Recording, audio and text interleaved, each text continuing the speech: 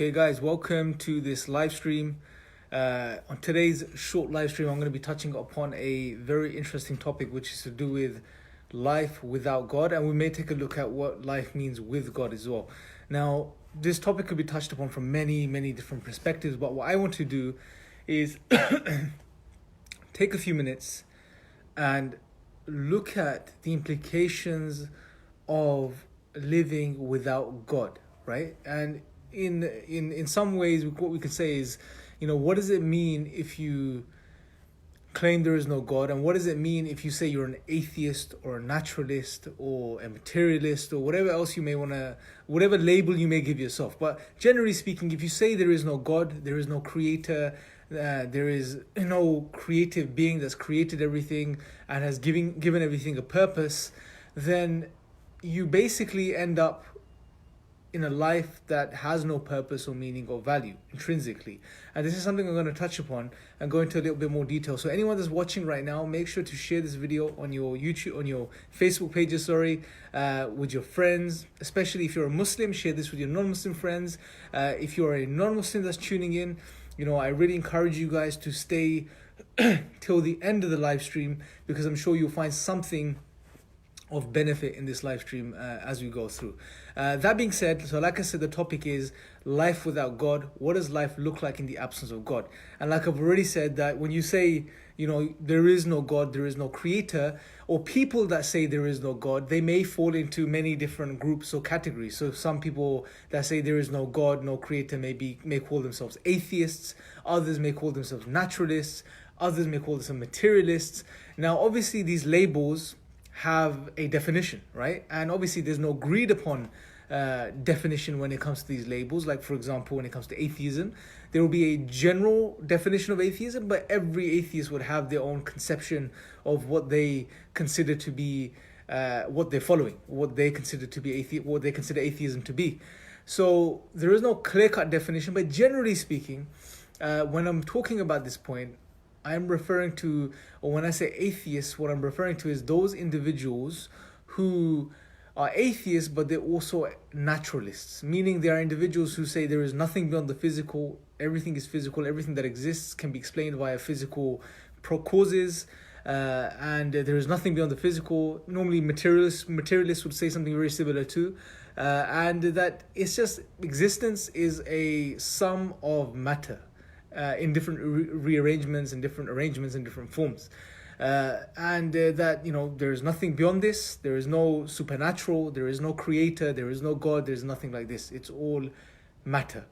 And if you adhere to this view, if you follow this view, if you say this is the case, as an atheist or a naturalist, and you say it's all physical, there is no God, there is no supernatural, there is no creator that created everything with a purpose or with meaning or with value from that perspective, then you basically end up on a worldview which basically, for a lack of better word, says that everything is an accident. That's essentially what you're saying. That everything is an accidental byproduct of physical happenings, physical, events that have been taking place over God knows how long, and they have resulted in everything we see in the world today. Essentially, that's what you're saying, right? You may not, most atheists and naturalists won't put it that way. They won't say everything is an accident. I am an accident. My life and the life of everyone else and everything that exists is an accident, and therefore there is no purpose, no meaning, no value behind anything, right? They won't put it like this, right? They would put it in different ways, in more palatable ways, when they ever speak about these topics, which is, by the way, most atheists and naturalists, especially those that are representatives of the atheist movement, in particular the new atheist movement, they in particular, one, they don't like going into this topic or discussing it because it is a very difficult topic for these individuals to talk about. And secondly, when they do sugarcoat it in a particular way, and it's understandable why they do this. That being said, what I want to do is I want to address, and I want us to get to really think about what their view means. Now, by the way, most or some atheists have a problem saying that atheism is a worldview, right? Fine.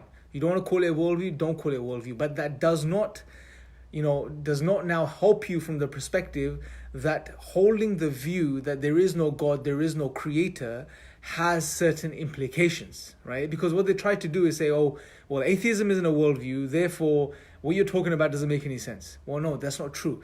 You don't have to call it a worldview. Fine, it's a position, whatever you want to call it. You believe there is no creator, there is no God. You may believe that everything is a result of physical happenings, but that does not now mean, just because you don't call it a worldview, it doesn't now logically follow that this view that you hold doesn't have implications on your life, on your existence, on what you consider life to be, right? So it absolutely does, right? And we're gonna have a look at some of those, for example, in this particular video. So let's start with the very first thing. If you deny God, if you deny the creator, if you deny the supernatural, you say it's all physical, right? It's all just matter in motion, accidental happenings that have been taking place for God knows, like we said before, we don't know how long. You say, let's just assume millions of years. Then if that's the case, then what we see in the world today, whatever we see in the world today, is a result of random, accidental, physical processes. Now, I hesitate in using the word processes as well, because normally when you use the word, when you claim a process, there seems to be, you're signifying or you're pointing towards some form of order. But you can't even claim that, because it's all just an accident. There is no intentionality, there is no mind, there is no creator behind it. It's all random. It's all random, right? So what you're essentially saying is that you are an accident, human beings are an accident, and whatever we know or whatever we feel or whatever we believe, whatever it is about our lives, everything about our existence is an accident too, right? If that's the case, something I want us to really think about now is, what does claiming purpose mean now? What is purpose then, right? How do you make sense of purpose? Is the ultimate purpose, right? And we'll touch upon the point where some atheists make, which is, oh, well, I can still have purpose, and I can, create purpose, and I can, ascribe purpose to myself, and, and I'm happy doing that. We'll touch upon that point, but I want to just really think about this idea now, and just grapple with it for a little while, because look at what they're saying again. Everything is an accidental byproduct of physical happenings, random physical events that have been taking place for millions and millions of years. If that's the case, then everything that exists is an accident, including us and everything about our existence.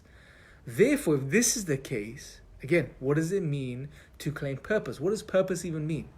What does value mean? Where is the value? What is value? What is this concept of value, right, that we ascribe to human lives? Where is true, lasting, meaningful happiness? Where is it, right? Where is, for example, hope? Where is hope? What is hope? What does hope even mean, right? Yeah, all of these things break down on such views, not worldviews if you don't like me using that term, but such ways of looking at life, right? Let's start with purpose quickly. Purpose is something that every single human being is driven to find, right? It's almost innate, it's intrinsic to look for purpose, to look for meaning in life. But on atheism or naturalism, you can't claim ultimate purpose. There is no such thing. Why? Because everything is an accident. And this is something that philosophers throughout history have grappled with. They've tried to deal with this absurdity, basically. And there was even a if you like, a movement in history which stemmed from this idea that, look, as human beings, we have this intrinsic need to find purpose, and we look for purpose, but at the same time, there is no purpose or meaning to life. And it's these two opposing realities which, when a human being tries to balance, this is the absurdity, that there is no purpose or meaning, yet you keep looking for purpose and meaning. And this sort of was the philosophy of the absurdist movement, the absurdists. An example of that is Albert Camus, who was I believe he was a French philosopher who understood this, and he just couldn't make sense of life. But what he said was that, look, okay, just because there's no meaning or purpose to life, or any purpose to life, this now doesn't mean you end your life, because some of the philosophers were saying, even writing essays on committing suicide. But he said, look, doesn't mean you commit suicide, just keep trying to look for purpose, right? Just keep going, right? So it was this sort of contradiction, this absurdity which they followed, right? On the other end of the spectrum, you had most other philosophers who adopted more of a sort of existential nihilist position, which was there is no meaning or value to life. There is no purpose. There is no essence. There is nothing. It's just you're a blank slate, you're an accident, and that's it, right? And if that's the view you hold, now you can see the problems you can end up with such a view, on holding such an outlook to life, right? So this is what the logical implications are when it comes to purpose with atheism or naturalism. You can't escape this, right? Now you may get some atheists who may say, well, and some popular atheists online, on YouTube in particular, they do this. They would say, oh, hold on a second, not so fast. We can have purpose. We create purpose. That's the type of language they use. We create purpose for ourselves. We make purpose up, right? And we're fine with that. We get along just fine. We can give ourselves purpose. Fine. No one's taking this away from you. This isn't a problem, right? You can claim that. But you need to realize something. When you do that, you are not answering the question. You are not addressing the problem here, which is that there is no ultimate purpose. You still have to acknowledge this. There is no ultimate purpose to life. Everything is an accident. And therefore, when you create purpose for yourself, what you're doing is you're making it up. You're making up purpose for yourself. You're lying to yourself. You're deluding yourself, right? Now, if we really think about this now, if you want to put yourself in such a position and say, look, there is no purpose to life, there is no meaning to life, but I'm going to make up purpose for myself just to get along, something about that whole idea doesn't really add up. Because what is purpose if you think about it? Purpose has to be driven by meaning, right? Purpose itself, the very understanding of what a purpose is driven by meaning. It's something that drives you. Now, how are you going to drive yourself if you're lying to yourself, right? It doesn't really work from that perspective. So just to summarize, when you adopt atheism, or by extension naturalism, or if you're a naturalist and an atheist, then there is no ultimate purpose to life. That's it. Full stop. There's no way around this, right? The best you could do is you could say, you know what, I'm going to make purpose up for myself. And that's a very strange type of view to hold. If you want to do that, be my guest. Go ahead and do that. But I'm sure most people watching this, and if you're a non-Muslim and you're an atheist or an agnostic and you're questioning these things, you will recognize that that's not really a comfortable position to be in as a human being. Intrinsically, innately, you recognize that, hold on a second, I know deep inside that I have purpose. I have something, a reason for being. And it's not sufficient in saying, I'm just going to make up purpose for myself and just get along with it, right? The next point, value. This sort of real value to life, or the value that we ascribe to human life. Think about it for a second. We as human beings, we recognize that human life is valuable.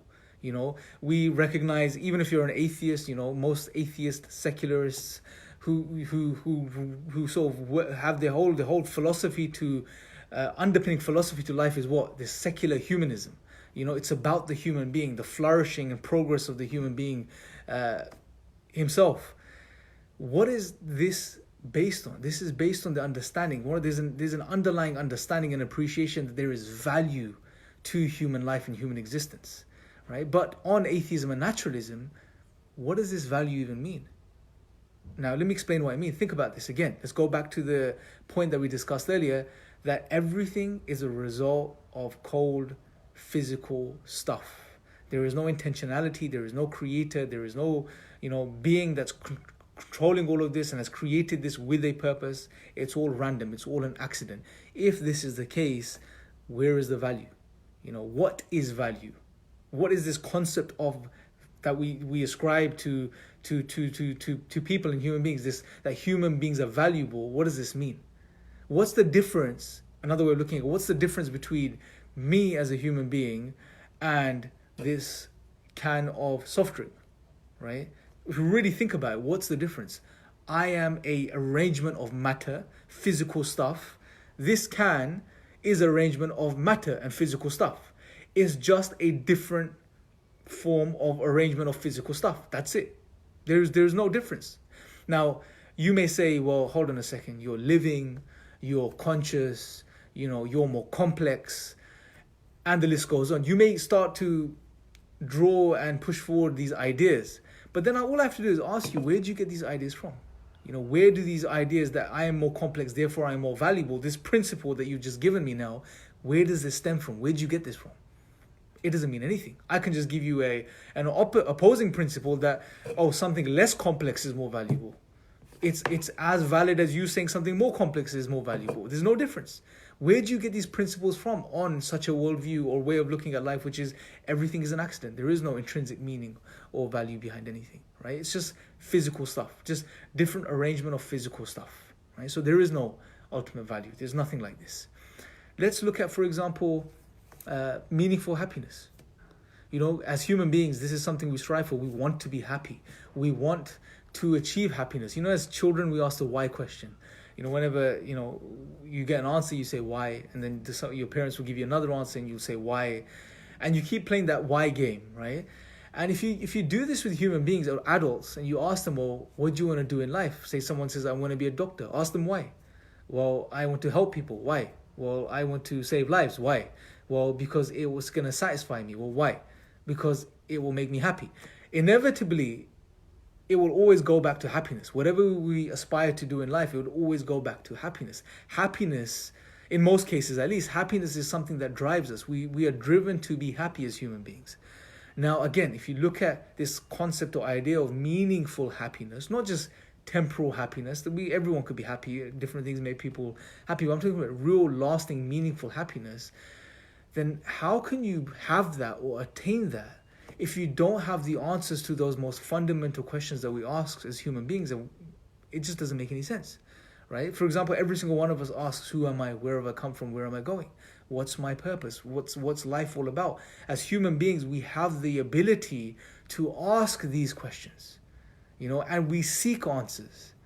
But if you don't find the answers to these most fundamental questions, then how could you truly be happy, truly in its true sense? You may be distracted momentarily or temporarily, be distracted by things and be happy in the moment, but lasting true happiness, you can never attain that unless you have those answers. An analogy, let me just give you guys a quick analogy. Imagine as you're listening to this right now, you suddenly start to feel really sleepy, you fall asleep, and as you're sleeping, you go into a very deep sleep, and then suddenly you wake up, maybe after an hour, 40 minutes, and what you realize is that you're not in the room you were in when you fell asleep. You're now on a train, right? And the train is full speed, just going straight down the track, and you don't know where it's going. How would that feel? Think about that. How would that feel? What would you think? What would be the questions that come to your mind, right? And as you're thinking about those things, and you're almost in a state of panic, suddenly you look out the window and you see the most beautiful sunset over the mountains, right? And you start to enjoy the view. That view gives you a sense of tranquility, right? It gives you a sense of pleasure, right? It makes you happy looking at that view.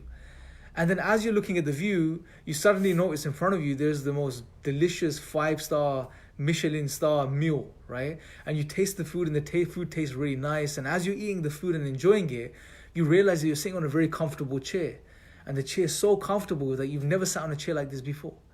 Now, as you're experiencing your surroundings, and you're enjoying your surroundings, and you're drawing some form of pleasure and satisfaction and happiness from your surroundings, ask yourself the question, are you truly happy without the answers to those initial questions that you asked when you first woke up on the train? Which we didn't answer, but I'm sure they were down the lines of, how did I get on the train? Who put me here? Where is the train going? When is it going to stop? And the list goes on. If you don't have the answers to those fundamental first questions, then what is this temporary distraction going to do for you, other than just amuse you for a little while, entertain you for a little while, and very soon that entertainment and amusement is going to run away. Once you finish the meal and you burp and that's it, it's all over. What now? You're going to go back to those original questions, right? So that type of happiness is almost a delusion. It's a distraction which doesn't last, right? And that analogy is very similar to our lives. We're born into this world.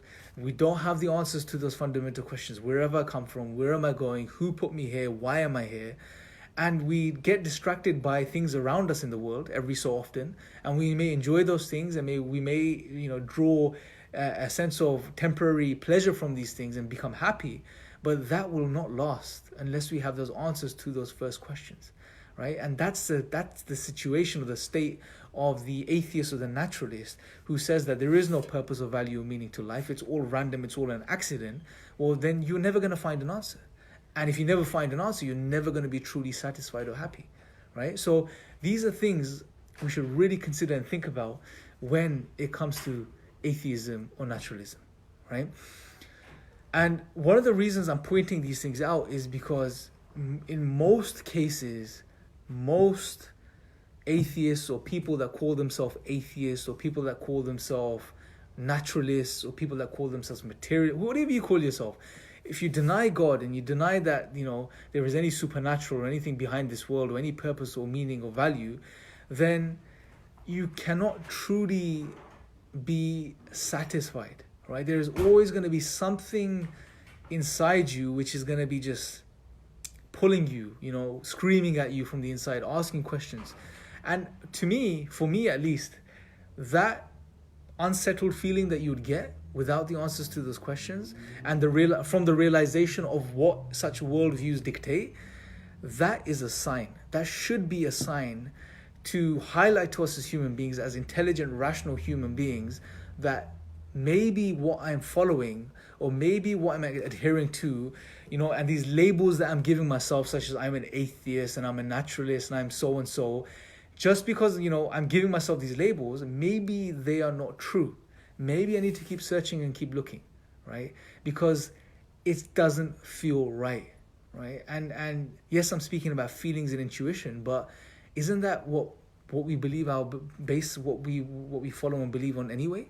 Most of the things we believe in and ascribe to and follow and do is based on intuition and feeling, how things make us feel, that internal compass that we have.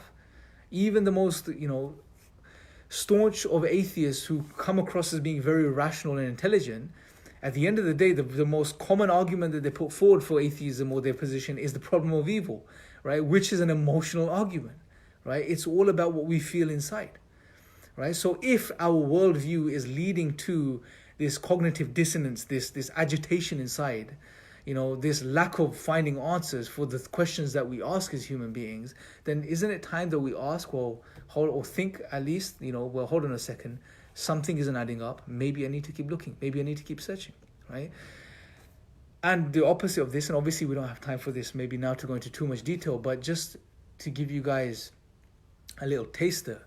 Now, from the Islamic perspective, or generally as human beings, we would expect that if God was to send revelation and reveal something to humanity, one of the fundamental, most important things that he would give us knowledge of is our purpose, our reason for being, the answer to the questions that we can't find answers to by ourselves. And that's exactly what we find in the Quran. The Quran, what we believe is the final revelation from God, which is preserved. And again, other topics which we will touch upon in later videos. But the most fundamental message that the Quran deals with is to do with our purpose of existence, which God outlines in the Quran as being that He created us for no other reason except to worship Him. This is the reason for our existence, to know Him and to worship Him. And the entire message of the Quran revolves around this fundamental core message, right? And it just makes sense.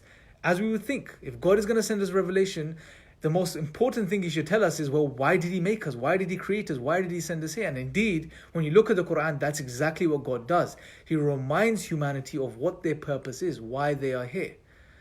And which is clearly that He created us to know Him and worship Him. Now, worship, obviously, many people may have many twisted, false understandings of what we mean by worship, something we can clarify in later, maybe future live streams. But worship is very comprehensive and very holistic from the Islamic perspective. It's not limited to just praying or doing the ritualistic acts.